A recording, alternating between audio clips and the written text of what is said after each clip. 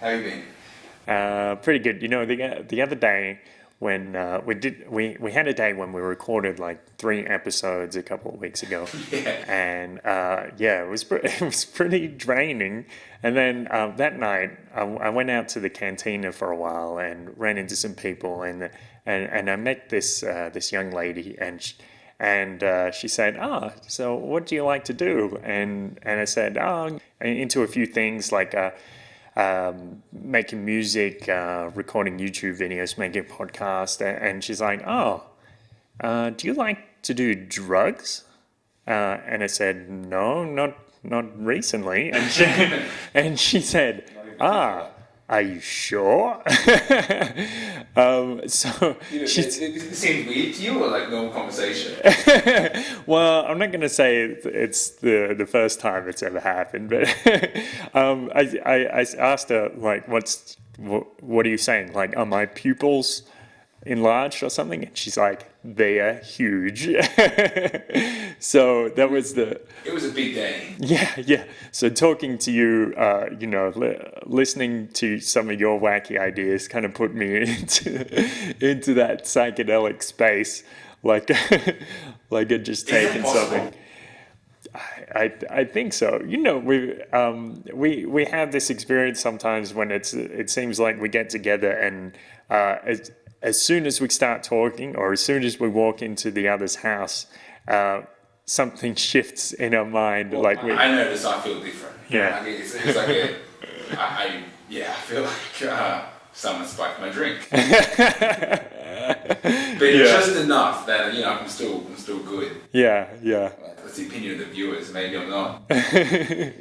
This is like your mind opens just a little bit. You open up to that other frequency, and something a little nuts starts to happen. We begin to think. Yeah.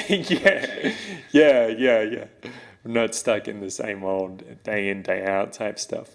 Well, this is going to be a big episode, so yeah. I think we might only shoot this one today.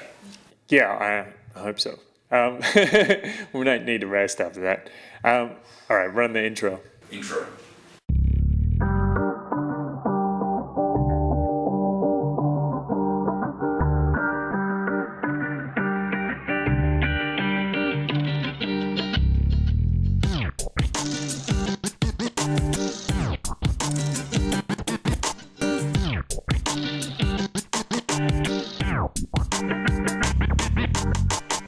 Welcome to Paradise Paradox. Welcome to the Paradise Paradox. I'm Kurt Robinson. My name's Aaron Battle. Sweet. And today we're going to talk about the State of the Union speech that happened a few days ago. Yeah, so President Obama dropped a lot of, I was about to say truth bombs, but that's actually the complete opposite of what happened.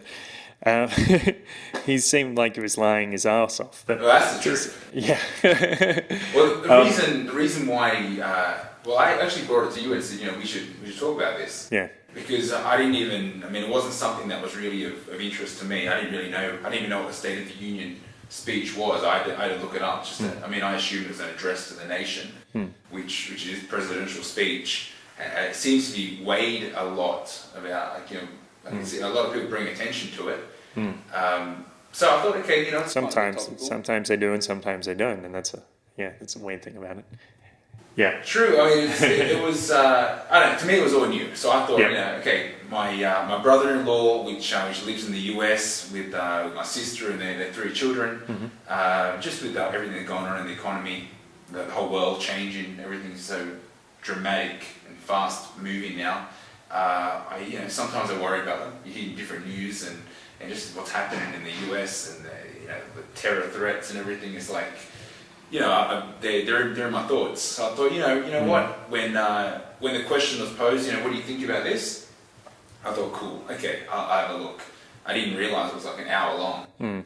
But I sat through it, I made a few notes. We've discussed it. Yeah, at length. We're trying to analyse it on a lot of levels, and I think we have a few interesting things to say about it. Because we both got a background in sales, and that's actually, yeah. We have it's not that different. Like it's not like we have an insane point of view, but we noticed a few things that were interesting. Yeah. I know it's not a debate, so Barack Obama could pretty much say whatever he wanted without anyone, butting in, or without anyone shooting you down.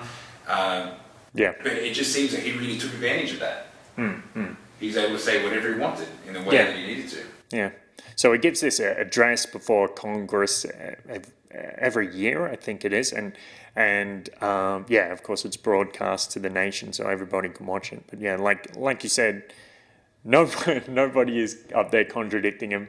Nobody's taking the mic and saying let's battle or something like that. Hey. So what? Yeah, like, hey, you're taking it too far on that one, buddy. Nobody is going to call him out on anything he says before Congress. I mean, the most they could do is not applaud, I suppose. Well, we both watched it all the way through. Yeah, I watched it like 3 or 4 times. Yeah, we have now. Yeah. It was just that good.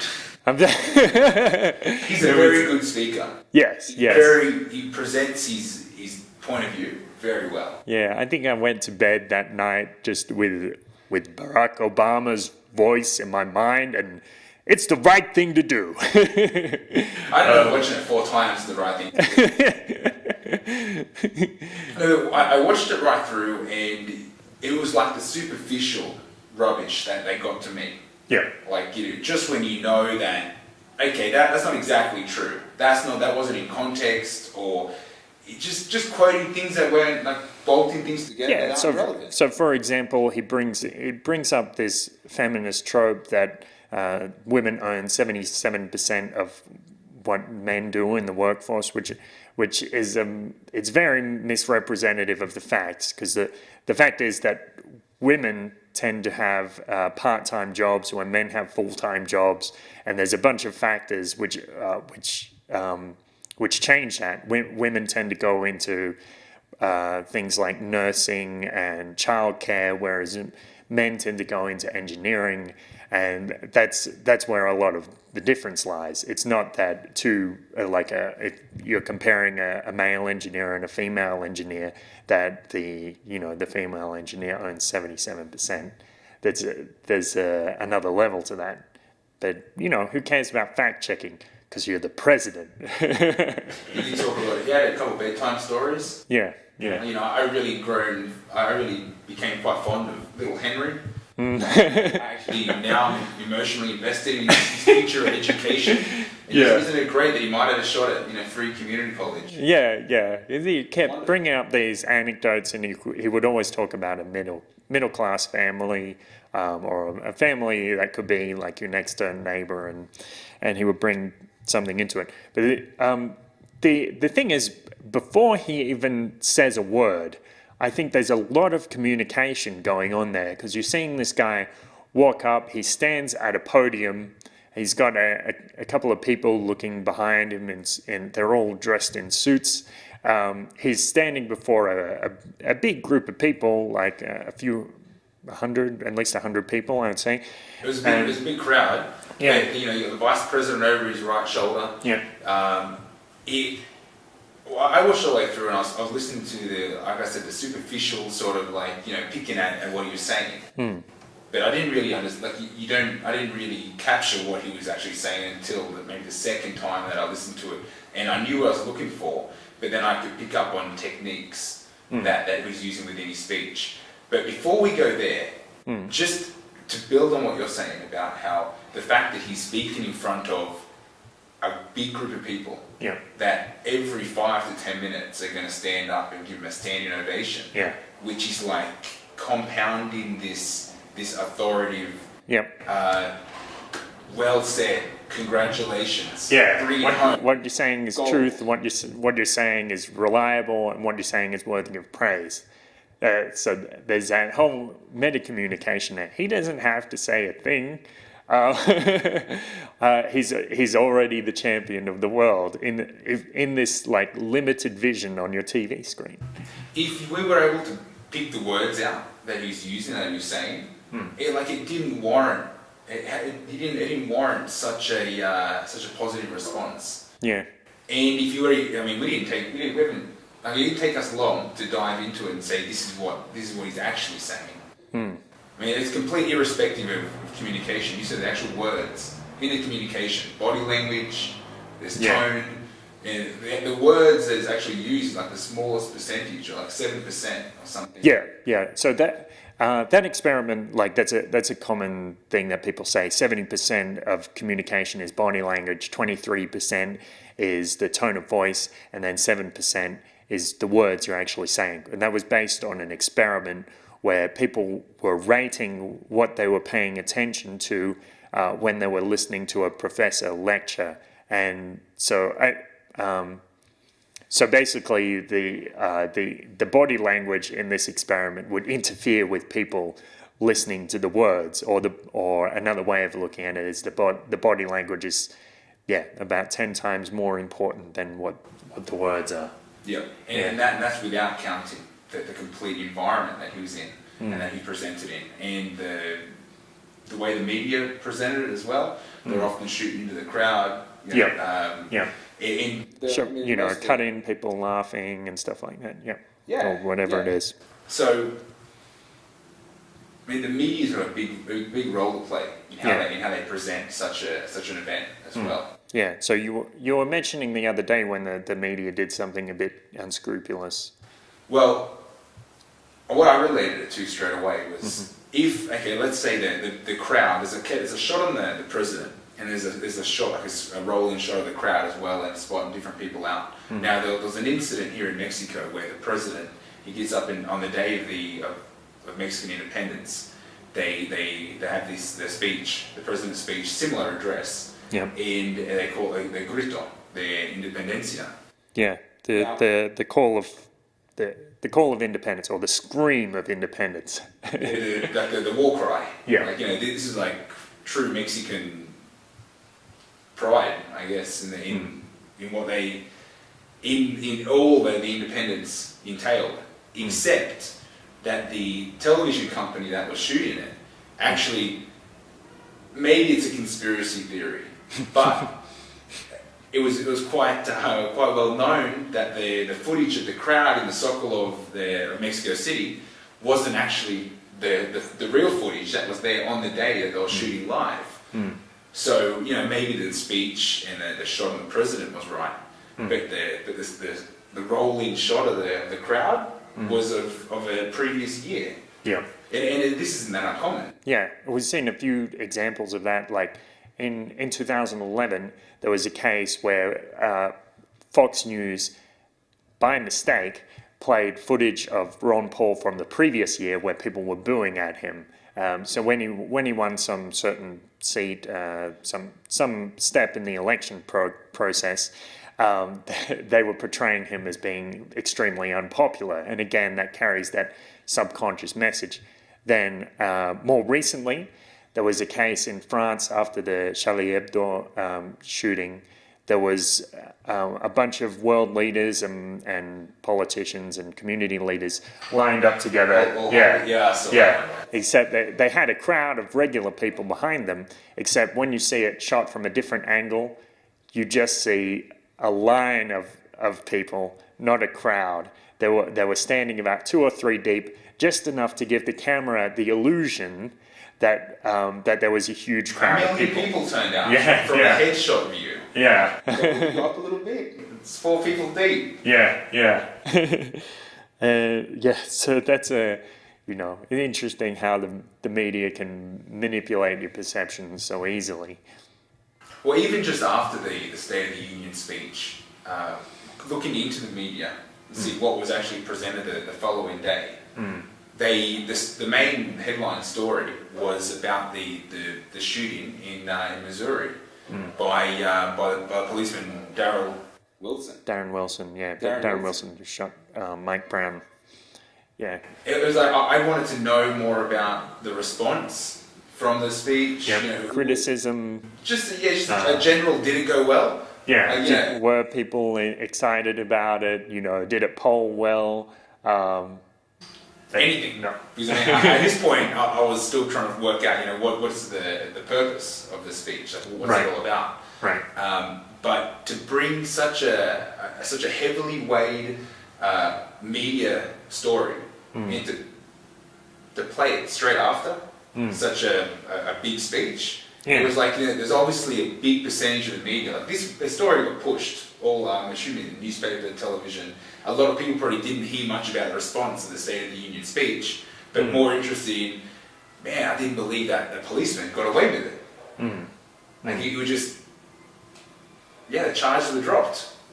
Yeah, well, I'm still not sure. I mean, there was some kind of, there was a few sides of the story with that. I'm not sure if it was, if the self-defense case was valid or not, because it was very confused. I guess it was kind of deliberately confused in the media. They each try to portray the different angles.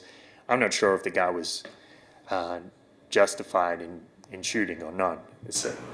I was more interested in the coincidence of because that is the biggest media story probably of last year, and just happened to get played the day or 2 days after the speech. Yeah, like it just covers up a lot of potential front page. Yeah. So was the speech actually a bomb, and the people thought it was awful, or they thought they saw through his lies, and that's why the media decided to jump on another story, or it was just a coincidence, or I don't know what it was. Well, I'm still confused whether it was a good speech or not. Well, because from our perspective, we're like, well, he says a lot of nothing, then he says some more nothing. He misrepresents a few facts, and tells some anecdotes, and then the speech is over. That's my view of it. The actual content was very empty. A lot of what he was saying, it pushed a point of view, but he didn't actually explain the hows, or there's no time for stats. There's no time for actual evidence behind this. And when you start scratching a little bit, you see that there's really nothing behind it anyway. But it's just called like, the economic situation is great. Our stock market's higher than ever. It's like, and then everyone gets up and starts clapping. It's like, of course it is. Don't you see what you're doing behind the other door? Right. Like, of course it's going to be as high as ever when you just keep pushing those numbers in there. Yeah, when Janet Yellen or Ben Bernanke are in the Fed and they're just pumping out money into the stock market, more or less, about one step removed from the stock market, just creating money and inflating the stock market. We're still yet to see whether that money's going to trickle through, but qualitative easing, okay, maybe they've stopped now, but every other country, if they haven't already started, is about to go live. And it's not a coincidence that we're seeing different economic I'm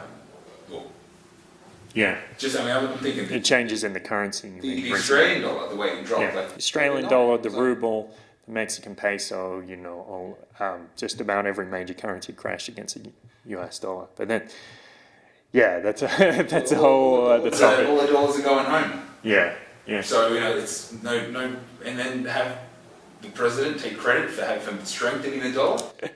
Yeah, he seemed to take credit for a few things, like when he mentions lower fuel prices, and then he slips in higher fuel standards, as if that somehow lowers the price of gasoline. It was brilliant. Yeah. For the kids, right? And higher fuel standards, like we put through some, 2 lines of regulation, and that's what made the price of oil drop down. Saving dollars for the average middle-class family at the pump. Right, $750 a year. Yeah. So that was a bunch of nonsense. $750. Yeah. Anyway, it was a sales pitch. Yeah. He's a sales rep for whatever he's trying to sell, and what he's trying to sell is a positive outlook to the American people, to say that things are good. We're creating jobs, the economy's strong, the dollar's strong, the stock market's great. But these aren't real factors on actual purchasing power and quality of living for families. Yeah, or the economic recovery is very superficial. Like, new jobs have been created, but a lot of them are part-time or in the service industry. They're not actually creating anything. They're just reserving something. But as a sales representative, obviously he's a very good sales representative, but this is the weird thing about it. Like, if a charity mugger stops you in the street, or you see in a supermarket, they call you over and say, hey, let's talk about your phone plan, then you more or less know. I think most people have quite a high level of awareness that what they're going to see next is a sales pitch, and you shouldn't necessarily believe everything that person is going to say because they have an ulterior motive. They're probably getting paid on commission, and they got something for you to buy, or something to sign into, or an understanding that they want you to accept. Yes, they're trying to push on you their understanding of the world, or a certain understanding of the world. And most people are aware of that. When somebody knocks on your door, you know that. But how many people think that way when they see a politician on the news? I'm sure a lot of people have that level of awareness, but I don't think it quite lines up the way it should. Yeah, it does. It's not equally weighed. Yeah. Because when you have a president have a speech, it's not like he just intruded into your shopping day and he's now telling you some information. Like he's presentable. He's got a whole team of people. Right. He's putting in front of a board, and there's a big speech, and everyone's saying, let's listen to what he has to say because he is, and there is the glorified position. Yeah, yeah. But it's exactly the same technique. It's exactly the same pitch. It's the same steps. From our experience, we know exactly how they start off, the introduction, the pitch, the way it goes, the way the same rehash was used. He was able to wrap up the whole world. It's like, you're not the president of the world. Yeah, he pretty much did. Like he made it seem like we're in control of the whole world. We start in the middle of the story, and there's no I don't even have to defend the fact that we're going to control things in other countries, we're going to bully other nations, and then say it's bad to bully other nations in the same speech. That's expected. Yeah, we are the USA. Yeah. I'm talking to my people, and it's expected that we control the world. Yeah, and even if you don't think so, the way he says it instills that thought in your mind, so you don't have any other thought. It's completely natural to think that the United States government should be controlling the world and have its finger in every pie, have military bases in 150 countries, I think. Yeah, it's crazy, but what does he say? This year, what we achieved, what we removed fear from the US, from the people in the USA. We're helping the people of Ukraine express themselves. We're establishing freedom of speech in Ukraine. In Africa, it's like, why are you talking? Who are you talking to? The people in Africa aren't going to vote for you. Democracy. They didn't vote for you. Yeah. And anyway, it's about these techniques that he was able to use. Yeah. He was storytelling. He was bringing the community. He made himself my neighbor. Yeah. It's like, he lives in my street. He knows what I'm going through. You mentioned the Jones theory. Yeah, the Jones theory. So this is the idea. We used to use this in sales all the time. It's the idea if your neighbors are doing something, if people similar to you are doing something, then you're going to think it's a good idea too. He also tries to influence people in terms of greed, throws in words about free education, free community college. And this is the kind of thing that we would used to do when we went to the door. We could do a role play right now. Like say you knock on my door and try to sell me something. Let's say it'd be a knock on the door. It'd be hi, how are you going? I'm just in the neighborhood today. Yeah. Just visiting all your neighbors. What I'm doing today is offering them a discount. What I'm saving them money. Oh really? Yeah, it's just a matter of which electricity company are you with at the moment? I don't know if I'm that interested. Look, they weren't that interested either, but I was able to save them some money. You could, I'm sure you're interested in saving money, right? Yeah. Yeah, I was able to save them $150 a year. I'm sure you can think of better things to do with that. Yeah, I guess I could. So the point is here, You weren't interested. Yeah, that's part of it. And you just you bombarded me with about the word savings, discount, money in your pocket, those kind of things about 5 or 10 times in the course of 2 minutes, and that's. There's a famous clip of George W. Bush where he actually gives away the game. He gives away his technique that he uses in speeches, where he says, "In my line of work, you have to repeat the same thing over and over again, so people get it into their brains. It's kind of catapult the propaganda."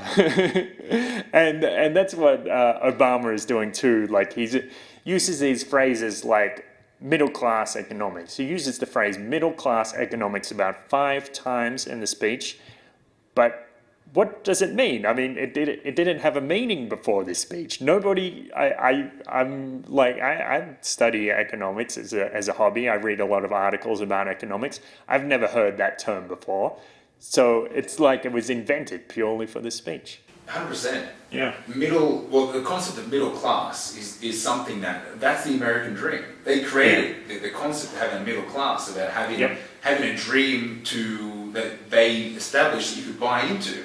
A comfortable way of life, a sustainable way of life, the concept of the people wanting stability, the routine. It was something that Henry Ford was able to bring in by creating such a big automotive industry.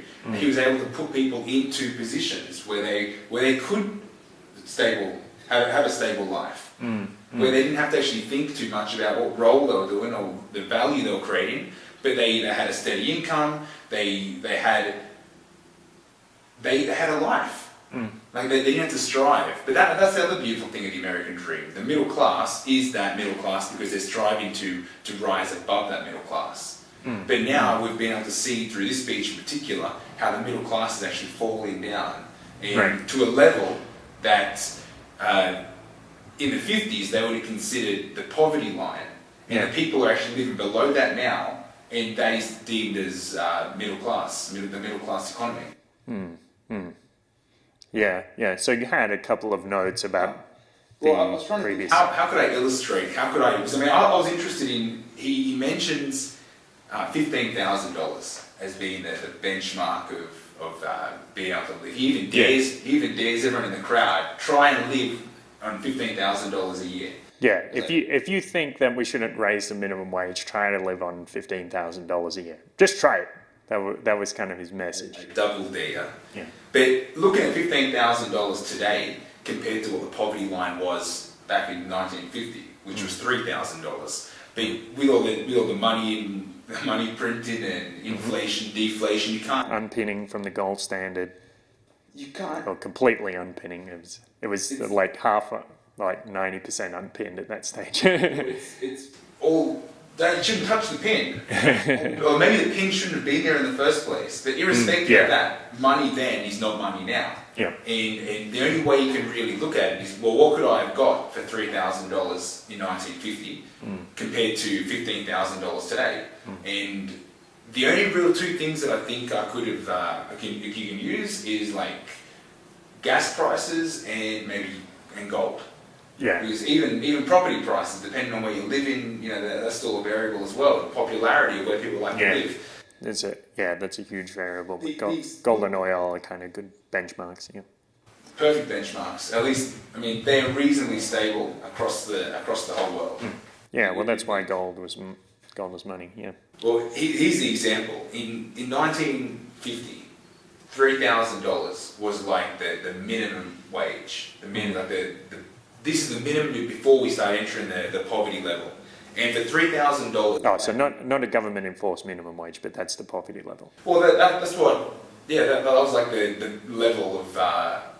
I'm assuming the bottom of the middle class. Right. At that point. Yeah. Because it's not really defined. These definitions are made up every speech, aren't they? Yeah. Well, I think there's an official one, but, it's very mutable. Yeah, definitely. So $3,000 in the 1950s could have bought you, in gallons, 15,000 gallons of fuel. Oh, okay. 15,000 which gallons. is Wow. 56,000 litres.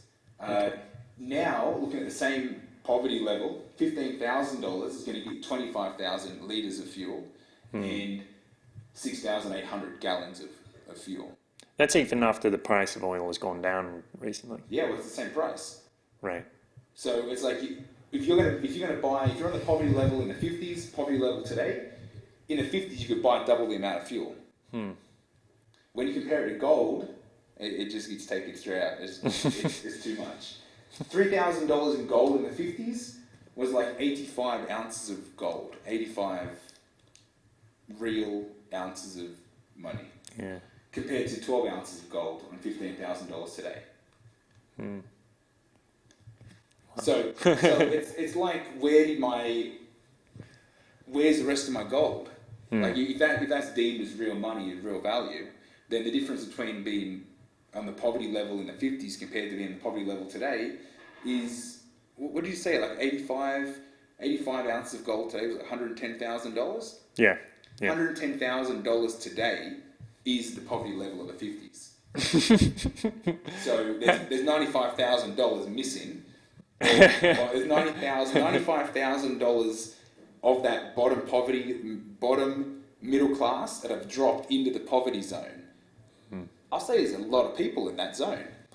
Yeah, though, I mean, the other thing is, of course, with technological advances, I guess it's easier these days to do a lot more with your money. Like, for example, you can, in the 50s, it was impossible to buy an iPhone, but now you can do it for like $800. It takes, 1/20th of your poverty level income, but it's possible. Well, in the 50s, you couldn't buy gold either. Yeah, in the United States, because it was made illegal to own by private citizens only. But just with the production of food and everything, things are a lot cheaper today. So you didn't really notice. But there's the example. Yeah. So this kind of gives us an indication of how much money gets taken from us over time by central banking and fiat currency. They just keep creating more money, and so we're actually, the money is worth so much less than it was. But imagine if that's how much we can buy. The poverty level is that level, but we can buy more with our money in terms of, like, if you saved gold, you can buy so much more with your money. And so in that case, imagine how much wealth we would have had if they kept it. If it was still on a gold standard, or if they never turned it into fiat currency. If people were still using gold as money, or some other commodity that they chose as money, rather than having these pieces of paper, government declared pieces of paper. Yeah, I think in that case it could possibly be the same, but equality would be more even. The gap between equality wouldn't be such as a big gap as what it is now. Because where'd all the gold go? Well, apparently people say the Fed doesn't have it anymore. Like Fort Knox hasn't been audited, and I don't know. The last time it was audited, I think someone went in there and they got to see one room, and it had a few bars of gold in there. Yeah. A couple of days ago, I went to the movies and we saw the penguins, Los Pingüinos, Madagascar. All right. And the first 5 minutes, could be 10 minutes, it's they break into Fort Knox.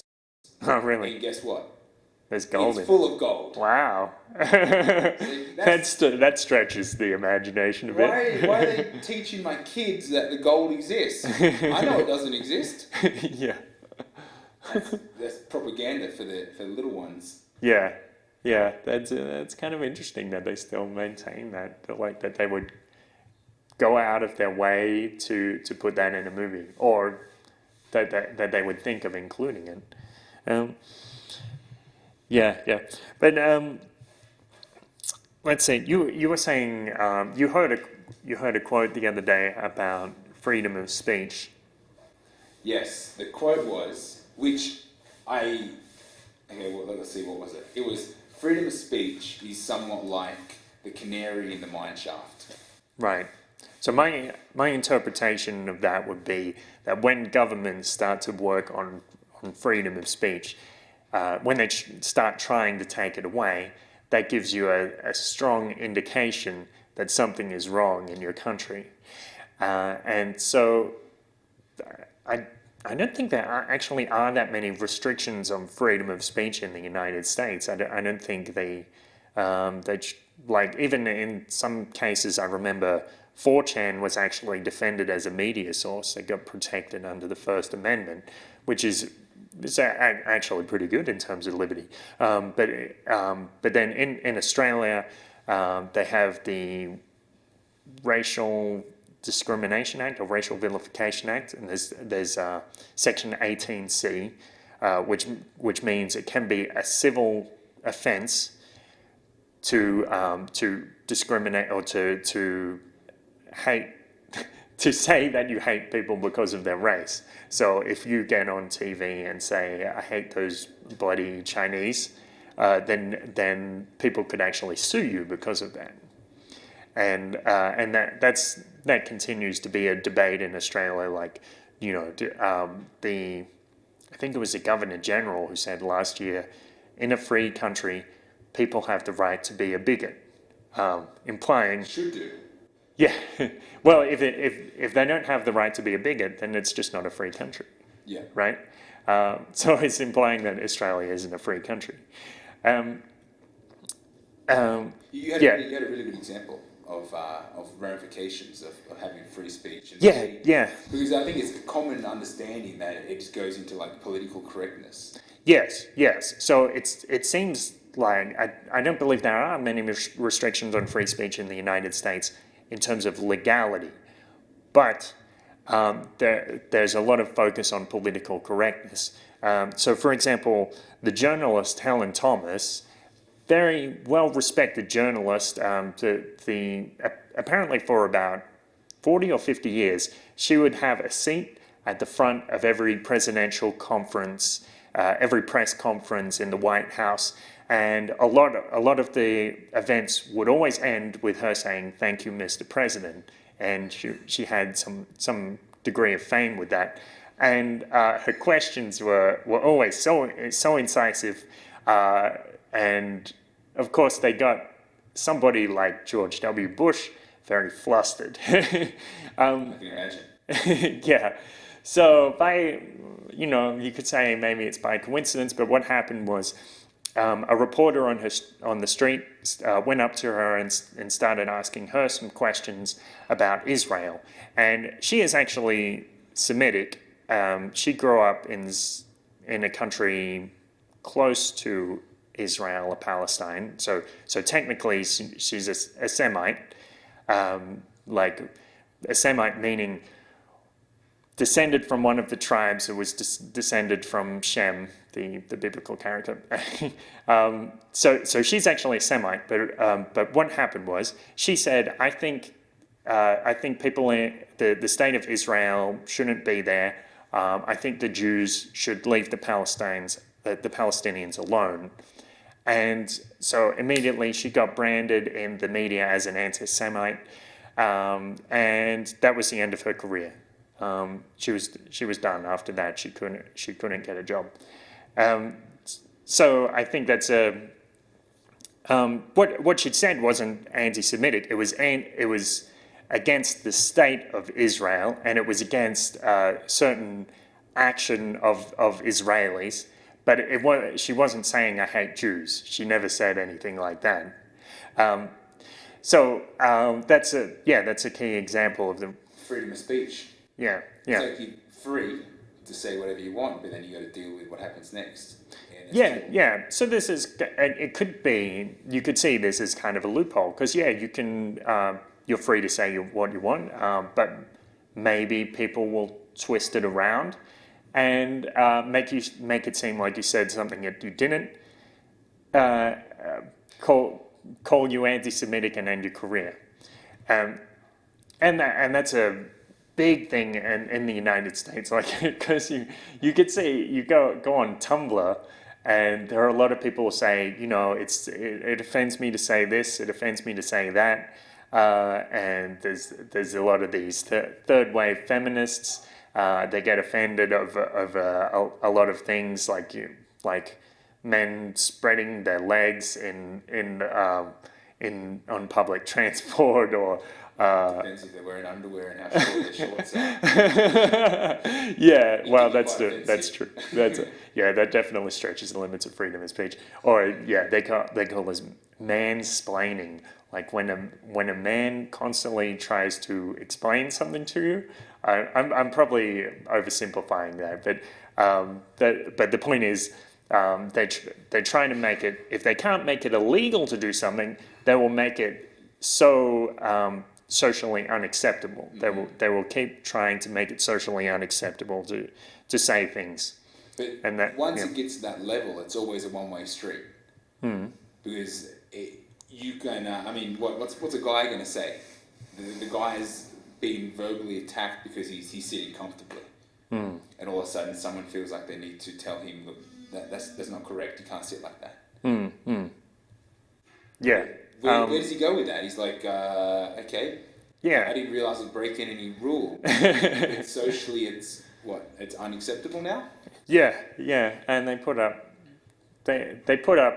posters on the public transport in like New York City saying, you know, this is bad behavior.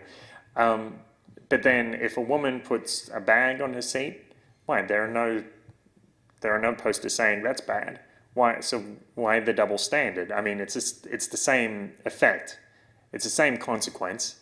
And I mean, if you really want to sit down, you can ask somebody to move their bag. So it's really only a problem if you ask them and they don't move it. That's the only time it becomes a problem. Yeah. So with trying to bring that back to the speech. Yep. It's like the freedoms that have been removed. I mean, freedom of speech is only one of them. But I mean, Barack Obama mentions that, you know, we're being able to remove terrorism. That fear doesn't exist within our people. But it's not like that was something that I guess I'm trying to say it didn't exist to everyone in the first place, but the fear was created for everyone equally. Yeah. Like more people die in car accidents, more people die from police officers. Like, and I'm not talking a small difference between terrorism attacks and deaths by police officers. It's like a difference of 20-fold.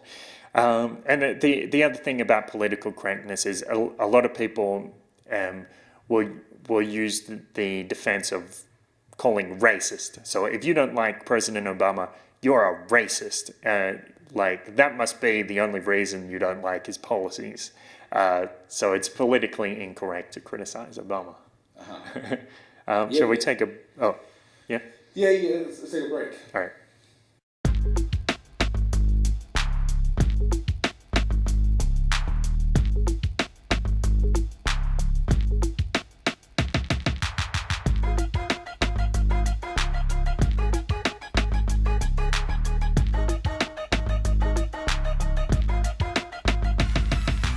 Freedom of speech.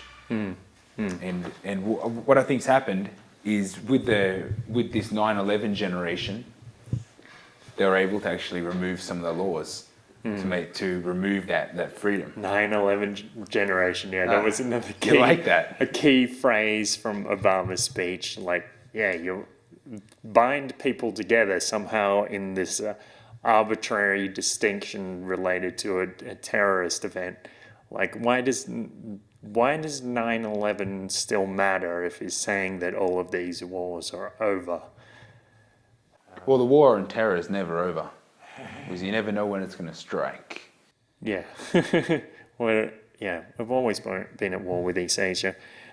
Well, one thing that Noam Chomsky says is that the way to control people is to severely limit the area of debate, but promote a voracious antagonism within that sphere. So you have these two parties. Or you have one party with two sides. They're called the Democrats and the Republicans, and they argue against each other. Except they're not really arguing against the important things. They're both very, very similar on major issues like minimum wage. Well, I guess there's some debate on that, but in terms of things like war, or in terms of things like the police state, what's the difference between the two parties? No, neither of them will even recognize that as a problem. I mean, Obama did before he got elected the first time, and yeah. That's the problem. That things aren't being addressed. Yeah, well, it's just like when you're watching TV, you're watching Fox News, and they just move on to the next thing. They don't bother about correcting all of the errors that they made in the previous day. Well, talking about Noam Chomsky, he mentions that that we use language as a communication tool, but the language itself is a more human characteristic about transferring thought. And I know we communicate thought a lot, but the way he describes it is that you create an idea in your mind, and then you put that into whatever words you need to in real time to put into someone else's head. But it's not the words that you're transferring, it's the thought. Ideally. But do you think that that's actually how it happens? Because, of course, I mean, when you talk to somebody, they can hear your words and they can pick things out of it and hear something completely different to what you said. That happens quite frequently. Exactly. Well, I think that's why the president can get away with saying nothing, but all of a sudden everyone clapping and applauding his nothingness. Yeah. So he can just string a bunch of words together like, we're going to institute middle-class economics, because that's what this country stands for. A free and open nation of great debate, standing up for your neighbors. It's a right thing to do. It's a right thing to do. Exactly. But what did he say? What did you just say? Nothing. I didn't say anything. Do you think you can do that for an hour straight? Yeah. With a bit of practice, yeah. But what's the difference between that and president material? Like what makes him the president? Well, I guess he was, some people say he was pre-selected by the Bilderberg group. Let's see, the fact that he's black has something to do with it, the fact that he's a black politician. But I don't know why he got selected to be a politician, because I don't think he was just elected. I do think he was selected, because there was like a huge media campaign before he got elected, and it wasn't like a grassroots movement. It wasn't people deciding on the streets, this guy is good. It was heavy media backing. Yeah. Well, I think that selection process, it talks a lot about him personally, because I wonder whether he even wrote his speech. No, he absolutely didn't write his speech. There's several times no doubt that he contradicts what he's saying. Like if I was him, I would be upset with my speech writers. Well, then I couldn't even say what he said, what he was saying. We were joking about, well, people like us, we wouldn't even think about the position. Yeah. Like it's just I don't think about running for president. It's just an irrelevant role. Like something like Adam Kakash is doing, like he's going to run for president with the platform that he's going to dissolve the federal government. Yeah, I would consider that. But I don't think that's the way to do it, though. But no, I don't think Kakash does either. It's just his. It's his way of getting attention to the ideas of dissolving government. Yeah. I don't think he seriously thinks he's going to get elected. Yeah. But I mean, it's a good social experiment anyway. I guess we'll see what response he gets and how he goes with that. The words that he uses, like he's able to put through, he's able to say a lot. Like we decided we're not going to pick out all the different things that he's saying. We're not going to like shoot holes through everything he says because that's what everyone else is doing. Yeah. I think it's more important to educate the people that are watching this in the purpose of what he's saying and why he's saying it. How to interpret it, how to spot the propaganda. And there's a whole bunch of tricks that politicians do. A common one that I hear, like when they're answering a question, they'll say something like, "That's a great question, and I'm really glad you asked that question." And as soon as they say that, you know you're not going to get an answer. You know it, like 99% certainty. What they're going to say isn't going to address the question. Normally they'll say something like, "So what we need to do right now is just put that aside so we can move on, come together, organize together and address this problem for what it is." So We need to bring our troops home. yeah, It's like thanks Obama 2007. Yeah, cool. Okay. Yeah, we do need to bring our troops home, but that terror threat, it just seems to just keep popping up. Yeah, Things like we need to set an example. We can't have, as a bigger nation, we can't have countries bullying smaller countries. Okay, cool. But then Afghanistan, Iran were mentioned.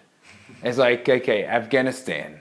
Well, I'm going to quote. Well, firstly, they need to take responsibility, right? They need to take responsibility. I'm not sure if anyone in the public in the US actually know where Afghanistan is, let alone what responsibility they play in the war or what's actually happening. But he says, must sign a security agreement. okay, There's a slight pause yeah, that we have negotiated. right. It's like, The United States government has unilaterally negotiated. That's the implication. And then the other part, he talks about we're going to organize diplomatically. We're going to perform diplomacy backed up by a strong military force, or it's something like this. And to me, it sounds like diplomacy is going to be the new political buzzword. So instead of saying we're going to start a war, which people might have said 100 years ago or even 50 years ago, instead what they say is we're going to initiate diplomatic action. I think that's what the word diplomacy is going to mean in the next 5 years. which is so open, because anything can happen then, and they're not bound to certain rules. Yeah.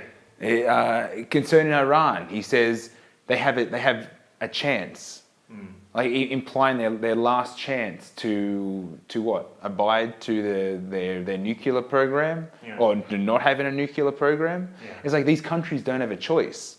Yeah.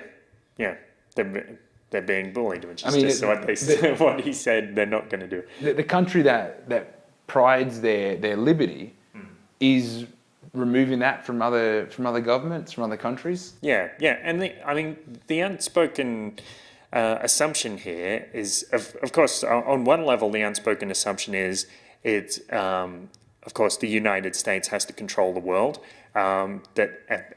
that Iran shouldn't have nuclear weapons, but he doesn't make a case for why they shouldn't, and that it's okay for the United States government to have nuclear weapons, but not for anybody else. So there's this double standard.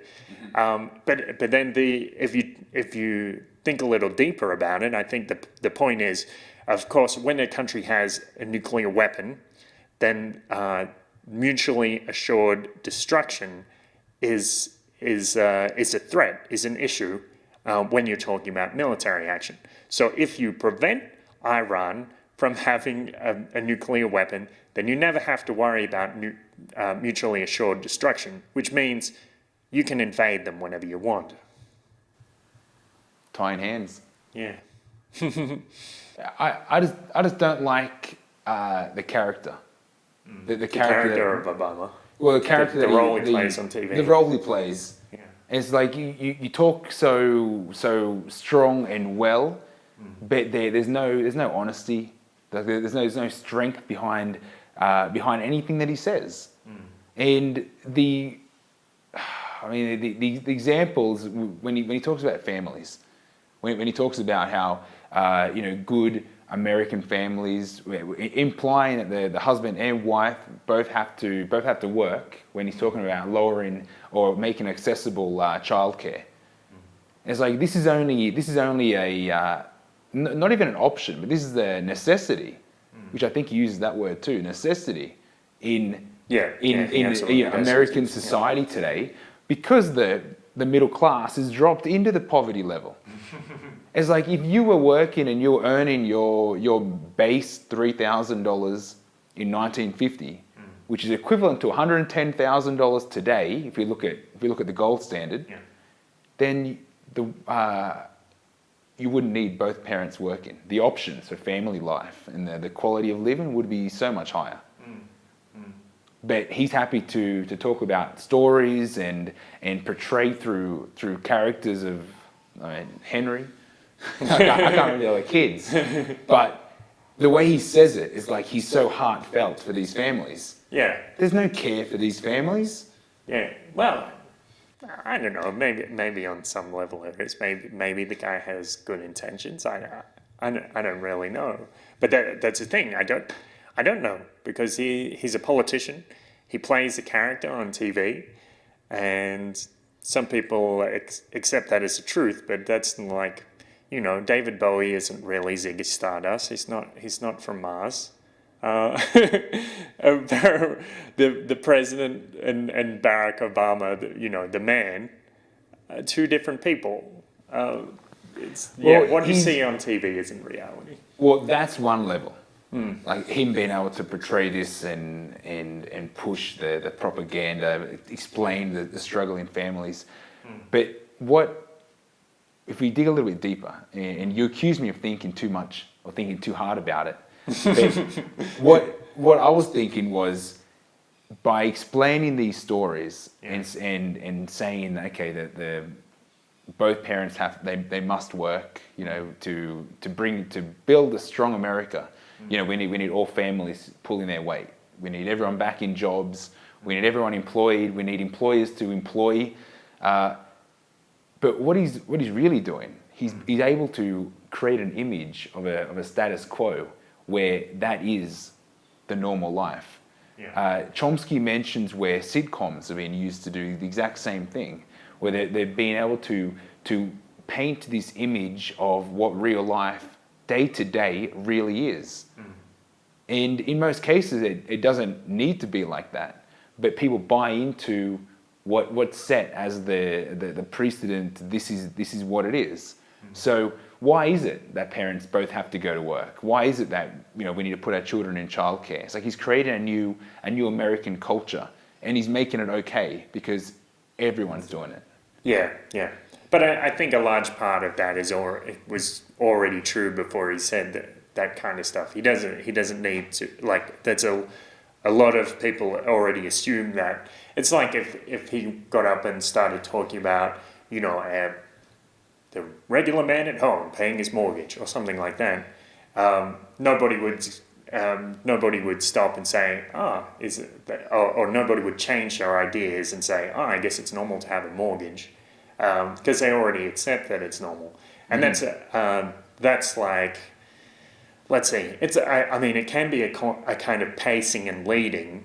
Like a common propaganda technique is you have this article, and let's say the article is about 1,000 words. Through the first, say, 500, 600 words, you're going to talk about things that people already know, or lead them through steps which are going to say, yeah, that's perfectly reasonable. But then around the 600th word, you start introducing some new information, which they accept. It's not exactly information. It might be a lie, or it might be a certain perspective, which people didn't think of before. And that's the part which you want people to learn, and that's the part which is going to manipulate their reality. So in this case, what do you think he brought in for that? I mean, what was that? What was his 600th word in this speech? I don't know. I mean, I'm thinking that the fact that he covered, firstly, bringing together the 9/11 generation was bringing everyone together. Yeah. Then going through his stories about family and setting that standard or setting that image brings everyone back in. And okay, maybe it was pre-established, but we're talking about a technique to be able to get in under the safety zone. Radar, yeah. So now I'm wondering, what did he actually say? Well, I think part of it is the fact that he emphasizes so much how the economy is getting better, or he even starts in the middle of the story, like you're talking about, with a lot of assumptions. He starts saying how the economy has already gotten better, the stock market is booming, and there's the assumption that what he's saying is correct. But then, of course, he contradicts himself when he talks about how people are still struggling. Well, can it really be both? Like the economy is booming, apparently, but regular middle-class people are suffering. So which is it? Those are two things which can't really exist in the same economy. Completely agree. But it's like, how do you? He says it in such a good way that you don't really take notice. Yeah. But what else? I mean, that's kind of the. The whole speech is about talking about the growth and how we're going to move away from oil-based fuels and how we're going to build our super solar American gas new economy and all the good things. Yeah. And all the things that he just manages to take credit for, well, they actually have nothing to do with him. I feel like it was very empty, and I was trying to think, well, if there was a purpose behind the actual speech to give the American people like a positive note, I think he did it. Yeah. I think he was able to pull together. Well, one thing which he says a few times, which I think is really rather despicable, he in a roundabout way he says, "I'm a dictator." He doesn't say it in those words, but yes, he says it. He says, if there's a way that I can take action without going through Congress, then I will do it. And that is what a dictator does. And I know a lot of people would criticize that statement because they say, look at George Bush, or look at Franklin D. Roosevelt. They did executive orders as well. And I would say, yeah, those. They were dictators as well. That doesn't change the fact. Obama, he's a dictator. Yeah, we're gonna do it my way. Right. And I hope you like it, because this is our chance. This is our chance. I hope you like it. This is our chance. This is my way. Teamwork. Yeah, but this is my way, but it's teamwork. That's the kind of stuff he says. Yeah. This isn't the first president that's done this kind of thing. There's pretty much every president is known for something. There's always that one thing that they're able to do, and how do they really get that done? But then really, if a president doesn't get something done, then they're not really doing their job. So, we were talking about the whole propaganda. One of my favorite U.S. presidents is actually Silent Cal Coolidge, and he isn't that well known because he didn't do anything. Well, and that was probably the right thing to do. It was. I mean, he was a guy who supported limited government, and he was actually, from what I can tell, my limited research on the subject, it seemed he was actually sincere in trying to make the government limited. But in contrast to that, there's a very famous United States president known as Abraham Lincoln, Honest Abe. And you can, of course, he's known for the Emancipation Proclamation. He's known for ending slavery in the United States. But Abraham Lincoln didn't actually care about ending slavery. That was a propaganda campaign. There was a civil war in the United States, or some call it the War of Northern Aggression. And you can read Honest Abe's letters in which he says, if I could if I could if I could maintain the Union by maintaining slavery, then I would do that. If I can maintain the Union by destroying slavery or ending slavery, then I will do that. Basically, any method about slavery, it doesn't really matter to him. The point to him is maintaining the Union. The point is about domination. It's not about freedom. And you can read his letters that say that. And you can look at his speeches from his first term or before he got elected, and you see he doesn't really care that much about slavery. But by the time they realize it's a good PR angle, in the second term, he's starting to talk about how unjust slavery is. It was brilliant. I wasn't completely aware of the whole story up until very recently. And you know what? I thought it's probably one of the best cases of propaganda without a capital P that was able to be utilized, executed. Yeah, and it became seamlessly. history. Yeah, it became history, but in a form that is never going to be called propaganda. Yeah. That's just what happened, even though that is not... Maybe it is what happened, but that's not why or the because. Like, there was no... The workings is not mentioned. It's just like, it was a good thing. Yeah. So a strong contrast to the end of slavery in the United States is the end of slavery in Brazil. There was a lot of cultural differences as well, because there were things in the United States, people had to have this contradiction. They had to somehow believe, like the 3/5 clause of the Constitution, that black people were actually less than human, whereas in Brazil they didn't have that prejudice, and so I think the government just bought the slaves, or they made a declaration. They said, we're not going to support this anymore, and Brazilians hugged their brothers, whether they were slaves or free men, and that was it. They probably had a great big party. I'm sure they did, and celebrated their freedom. But that's very different to what happened in the United States. The United States is the only nation which needed to have a civil war to end slavery. But it wasn't really about slavery at all. No. Because in turn, they enslaved the white man as well. Yes, in a way. I mean, it was, it's about subjugation, because it set a precedent, which meant that the southern states couldn't leave the Union. And apparently, I've never had this conversation, but I've heard people say that if you mention secession to somebody in the United States, they will instantly say, "Why? Were you in support of slavery?" I think that is kind of an underlying sort of belief or an understanding, but I don't think that's... Well, we know that it's painted wrong. Yeah.